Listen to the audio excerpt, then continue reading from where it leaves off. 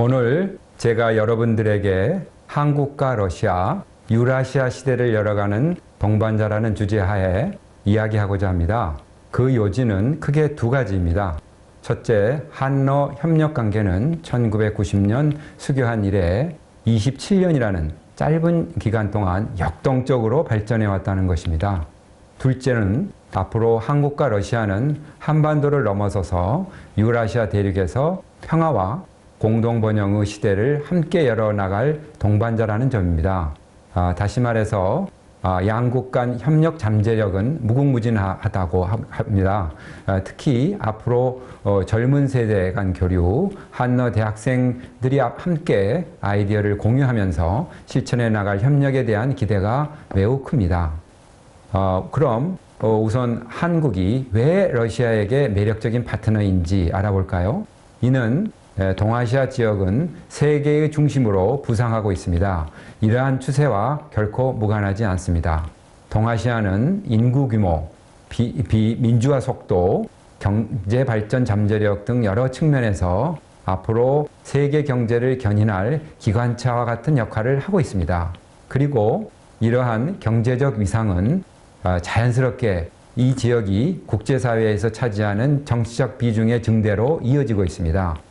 러시아도 푸틴 대통령의 신동방 정책 하에서 극동지역 개발을 위해 한국을 포함하여 아시아 국가들과의 협력 다변화에 적극 나서고 계십니다. 최근에는 세계의 관심이 한국, 중국, 일본과 같이 세 나라뿐만 아니고 동남아, 인도, 호주 등 여러 나라로 넓혀져 가고 있는 추세입니다. 앞에 표를 보시기 바랍니다. 세계 속 동아시아의 부상을 시각적으로 보여주고 있습니다. 2015년 한중일 세 개 나라가 전 세계 GDP에서 차지하는 비중이 22.5%며 경제 권역을 아세안 플러스 한중일 세 나라까지 확대하면 그 비중은 다시 25.9%로 더욱 높아집니다. 이는 소위 브릭스라든가 EU가 차지하는 비율보다 훨씬 높은 비율입니다. 특히 동북아의 핵심 국가인 한중일 세 나라가 2015년 전 세계 교역에서 차지하는 비중은 무려 18.5%였고 전 세계 GDP 면에서 볼 때 그 차지하는 비중은 2011년에 20.4%에서 2015년에는 22.5%로 점점 증가하고 있습니다. 그러면 동아시아 국가들 중에 한국이 왜 무슨 특별한 매력을 가지고 있는가? 여러분들은 한번 한국 문화를 경험하였던가? 한국을 방문하신 적이 있습니까? 어떤 점이 마음에 들었나요? 한국이 국제사회에서 많은 관심과 주목을 받는 이유는 크게 세 가지로 요약할 수 있습니다. 첫째는 경제력입니다. 2016년 기준으로 볼 때 한국은 아시아에서 중국, 일본, 인도 다음으로 네 번째이고 전 세계적으로 볼 때는 15번째의 경제력을 보유하고 있습니다. 이러한 진전을 이룰 수 있게 된 주요한 원인으로는 첫째로 한국의 높은 교육 수준과 그리고 우리 기업들이 끊임없는 기술 혁신을 통해서 새로운 성장 동력을 지속적으로 창출해 나가고 있기 때문입니다. 그리고 두 번째로 한국이 40년이라는 아주 짧은 기간 동안에 정치적으로 성숙한 민주사회를 발전시켜 왔다는 점입니다. 정치 민주화는 각계각층의 다양한 요구를 충족시켜서 국가 발전의 원동력이 되는 것이지요. 셋째는 한국의 매력과 소프트 파워입니다. 한국은 지난 4,000년간의 그 기간 동안 중국이나 일본과 문명을 교류하면서 서로 영향을 주고받았습니다. 그런 가운데 독자적이고 또 찬란한 고유 문화를 발전시켜 왔는데 그러한 그 문화 발전의 모습이 현대에 와서 다시 여러 형태로 변형이 돼서 예를 들어서 강남 스타일과 같은 노래와 춤에서 여러분 잘 아실 것입니다. 또 한편으로는 한국은 큰 도전 과제를 안고 있는데 그것은 한반도의 평화와 궁극적으로 평화 통일을 이루는 과제입니다. 그런데 북한은 마치 강대국의 희생양인 양 대량 살상 무기 개발에 치중하고 있습니다. 이러한 도전은 동북아의 안정과 영내 국가들 간의 경제 협력을 가로막는 아주 핵심적인 문제로 대두되고 있습니다. 따라서 한국과 러시아를 비롯한 영내 모든 국가들이 안정적 여건을 조성하고 평화를 도출하기 위해서 공동의 지혜와 협력을 계속 해나가야 할 것입니다. 그러면은 이제 한러 관계의 현재에 관해서 먼저 얘기를 해보고자 합니다.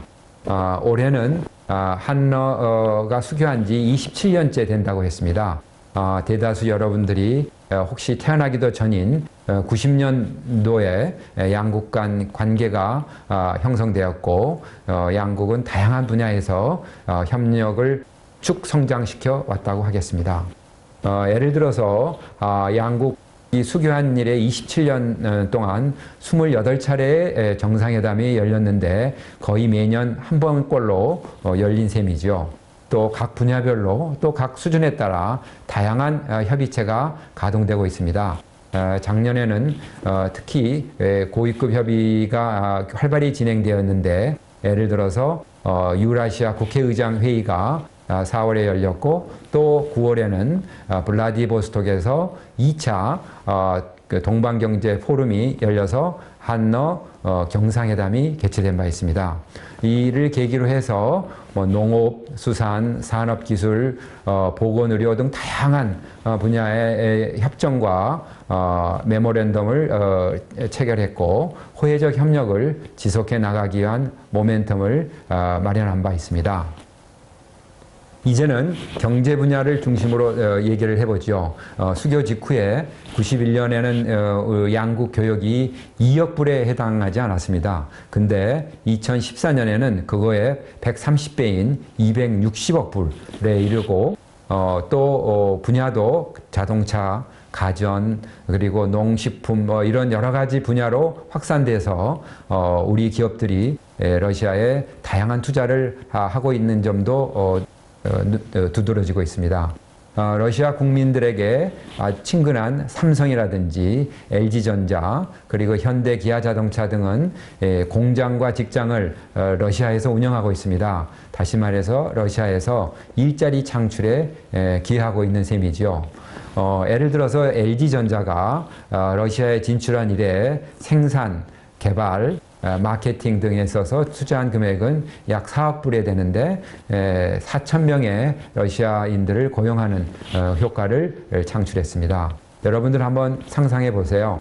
현대 솔라리스를 타고 출근해서 출근하고 삼성 갤럭시 폰으로 통화도 하고 뉴스도 검색하고 퇴근 후에는 LG 냉장고에서 꺼낸 재료로 저녁을 준비하고 또 삼성 TV로 그 뉴스를 시청하면 이 하루를 마무리하는 러시아인의 모습은 아마 서울에서 생활하는 한국인의 모습과 크게 다를 바 없고 그 즐거움을 함께 즐기고 있다고 하겠습니다. 나아가 한국 기업들은 LG의 경우는 헌혈 캠페인, 또 삼성의 경우에는 톨스토이 문학상을 제정하고 또 롯데 루스는 푸시킨 신인 문학상을 최근에 제정하여서 문학 발전을 비롯한 사회 발전에 기여를 하고 있습니다. 다만 지난 2, 3년 동안 세계 경제가 좀 위축이 되고 유가도 하락돼서 대외 경제 여건이 좀 악화가 됐기 때문에 양국 교역에도 영향을 미쳤습니다.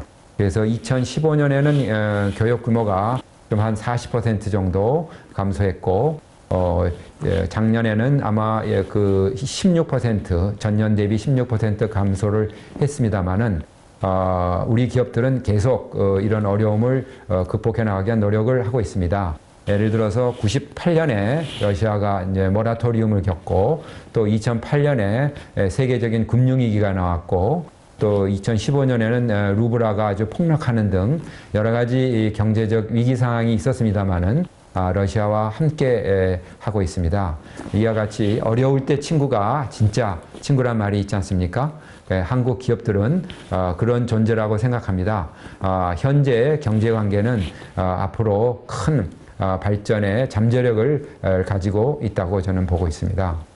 2014년에는 일반 사적 면제 제도가 시행이 됐습니다. 그래서 인적 교류 면에서 매년 20% 이상 증가해 오고 있습니다. 그래서 2016년에는 제도를 시행한 지 3년밖에 안 됐는데 방문객이 서로 2배가 가까이 증가해서 44만 명에 이뤘고, 이런 추세라면은 금년에는 약 50만 명은 충분히 도달할 것으로 전망됩니다.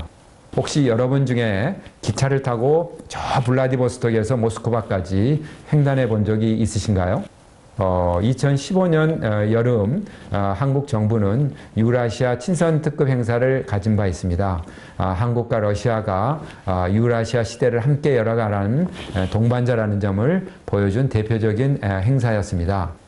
250여 명의 각계각층으로 구성된 한국인들이 블라디보스톡에서 모스크바 그리고 베를린까지 있는 긴 여정을 가졌고, 러시아 6개 도시도 방문했습니다. 이와 같은 방문 사업 외에도 예술, 스포츠 분야 등에서 우리 주로 대사관과 문화원은 영화, 합동 공연, 태권도 대회 이런 것들을 주최해서 이런 다양한 행사를 정기적으로 진행하고 있습니다. 그러면 앞으로 양국 관계가 미래에 어떤 방향으로 도약할지, 그 협력 방향에 대해서는 무엇인지 살펴보겠습니다. 여러분 중에는 러시아가 유럽 국가냐 아니면 유라시아 국가냐 하는 점에 대해서 생각해 보신 적이 있나요? 한국이 보기에는 러시아는 유럽과 아시아로 뻗어가는 유로 태평양 국가라고 봅니다. 푸틴 대통령도 서부 지역으로 편중된 러시아의 경제 구조를 개선하고 국토를 균형 있게 발전시키기 위해서 신동방 정책을 추진하고 있습니다. 그래서 2012년에는 국정연설에서 푸틴 대통령이 21세기 러시아 발전의 방향은 동쪽으로 향하고 있다. 시베리아와 극동은 거대한 잠재력을 지니고 있고, 이 잠재력은 세계에서 가장 역동적이고 활력이 넘치는 아시아 태평양 지역 국가들과 협력을 통해서 실현이 가능하다라고 강조한 바 있습니다. 한국 정부도 유라시아 북방 대륙에서 공동 번영과 평화를 실현하고자 합니다.